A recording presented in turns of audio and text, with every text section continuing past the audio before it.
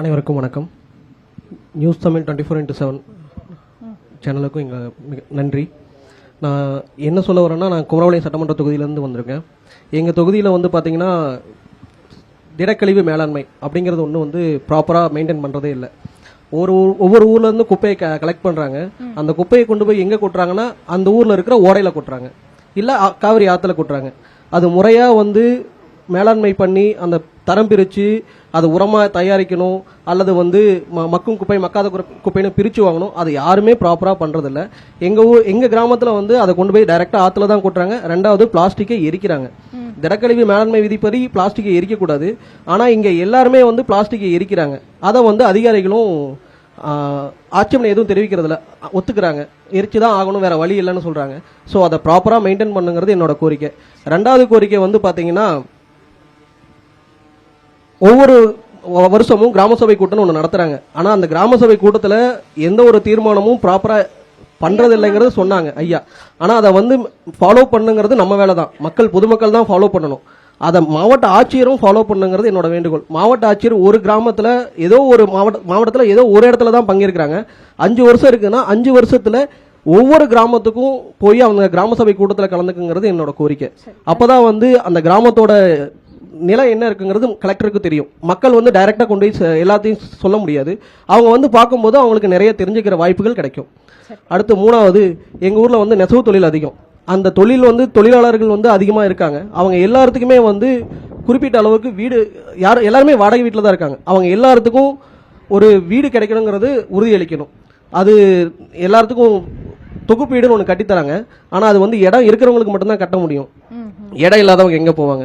அந்த இடம் இல்லாதவங்களுக்கும் ஒரு வீடு கிடைக்கணுங்கிறது சட்டமாக இயற்றி அதை உறுதி செய்யணும். அவ்வளோதான். நன்றி. அனைவருக்கும் வணக்கம். நாமக்கலை பொறுத்த வரைக்கும் பிரதான தொழில் வந்து லாரி தொழில், முட்டை தொழில். அரசு வந்து பொதுவாக வந்து அனைவருக்கும் அரசு வேலை வாய்ப்பு கொடுக்க முடியாது. எங்களை போல தொழில் பண்ணிக்கிட்டு இருக்கவங்களுக்கு பாதுகாப்பை கொடுத்து இதன் மூலியமாக தான் அவங்க வந்து வேலை வாய்ப்பு உறுதிப்படுத்த முடியும், வேலை வாய்ப்பு அதிகப்படுத்த முடியும். பொதுவாக எங்களை பொறுத்த வரைக்கும் அரசுகிட்ட இருந்து என்ன வேணும் அப்படின்னு கேட்டிங்கன்னா, அரசு கம்முன்னு இருந்தாவே போதுங்க, நாங்கள் தொழில் பண்ணிக்குவோம். ஏன்னா எங்கள் வேலை எங்களால் பார்த்துக்க முடியும். அரசு போடுகின்ற புது புது திட்டங்களும் புது புது வரிகளும் கிராமத்தில் உள்ள நேரடியாக லாரி உரிமையாளர்களை கடுமையாக பாதிக்குதுங்க. அந்த அளவுக்கு இன்னைக்கு குற்றச்செயல்கள் நிறைய நடந்திருக்கு, லாரியில் நடக்க திருட்டு நிறைய நடந்திருக்கு. இப்போ ஆன்லைன் கேஸ்ன்னு சொல்லி தமிழகத்தில் போட்டுக்கிட்டு இருக்காங்க, இந்தியா முழுவதும் போட்டுக்கிட்டு இருக்காங்க. சாதாரண ஒரு கிராமத்தில் இருக்க ஒரு விவசாயம் பண்ண முடியலன்னு ஒரு மாற்று தொழிலாக தான் லாரி நாங்கள் உருவாக்கி இருக்கின்றோம்.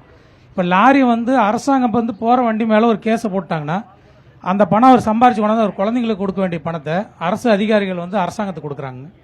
அதே மாதிரி திருட்டு தான் லஞ்சம் வந்து தான் குழந்தைக்கு ஒரு பையன் வந்து ஒரு லாரி உரிமையாளர் வந்து சம்பாரிச்சு கொண்டு வர பணத்தை வழிமறைச்சு இன்னொருத்தர் அவங்க குழந்தைங்களுக்கு கொண்டுட்டு போறாரு. அவங்க குழந்தை எப்படி நல்லா இருக்கும்? ஒவ்வொரு அரசு அதிகாரிகளும் லஞ்சம் வாங்குறவங்களும் சிந்திக்கணும். இன்னொருத்தர் குடும்பத்தோட பணத்தை நம்ம எடுக்கிறவங்க சிந்திச்சு இந்த லஞ்சம் வாங்குறது முழுசா தவிர்க்கணும். லாரிகளுக்கு பொறுத்த வரைக்கும் நாமக்கல்ல வந்து ஒரு ஆட்டோ நகர் வேணுங்கிறது பல முறை நாங்கள் கோரிக்கை வைத்திருக்கோம். ஏன்னா பல பகுதிகளில் லாரிகள்லாம் வேலை செஞ்சுட்டு இருக்கு. ஒரே இடத்துல எங்களுக்கு எல்லாம் லாரிகள்லாம் ஒரே பகுதியில் வேலை செஞ்சு கொடுப்பதற்காக அரசாங்கத்தினர் பல ஆண்டுகள் நாங்கள் கோரிக்கை வச்சிருந்தாலும் அரசு இது வரைக்கும் எதுவும் செய்யலை. 30 ஆண்டுகளுக்கு முன்பு லாரி மேல சங்கத்தின் மூலம் ஒரு 65 ஏக்கர் வாங்கி நாங்கள் வந்து இந்த ஆட்டோ நகர்னு உருவாக்கி இருந்தாலும் இன்னைக்கு ஒரு மின்விளக்கு போடுறதுக்கு ரோடு போடுறதுக்கு கூட அரசு கிட்ட இருந்து அனுமதி வாங்க முடியல. 30 வருஷமா போராடிட்டு இருக்காங்க. இந்த லாரிகள் அதிகம் உள்ள இந்த ஊர்லயே அரசாங்கம் இந்த உதவிகள் செய்ய மாட்டேங்குதுன்னா அப்புறம் நாங்கள் எப்படி நாங்கள் தொழில் பண்ண முடியும்? வாகன பார்க்கிங் நிறுத்துறதுக்கு 50,000 வண்டி நாமக்கல்ல இருக்கு. இந்த லாரிகளை எங்க நிறுத்துறதுங்க? 50,000க்கான உரிமையாளர்கள் நாமக்கல்ல இருக்காங்க. இந்த வாகனத்தை கொண்டு போய் நாங்கள் எங்க நிறுத்துறதுங்க? ஒரு விசேஷம் வருது, ஒரு வண்டி பழுதாகுது, இல்லை டிரைவர் ஒரு நாள் லேட் ஆகுறாருன்னா எங்க கொண்டு போய் வாகனத்தை நிறுத்தி நாங்கள் பாதுகாப்பாக நிறுத்த முடியும்? அரசுக்கு இந்த கோரிக்கைகள்லாம் நிறைய வச்சுக்கிட்டு இருக்கிறோம்.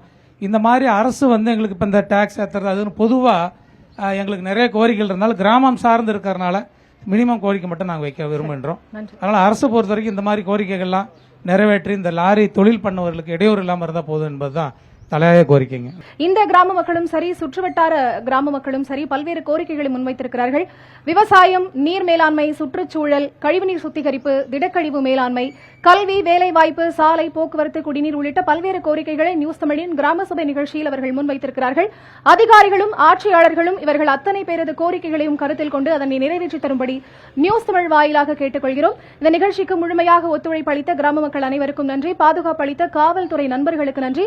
நியூஸ் தமிழ் ஒளிப்பதிவாளர் குழு, தொழில்நுட்ப குழுவினர், டிஜிட்டல் குழுவினர், செய்தியாளர்கள் அனைவருக்கும் நன்றி கூறி விடைபெறுகிறோம். நன்றி, வணக்கம்.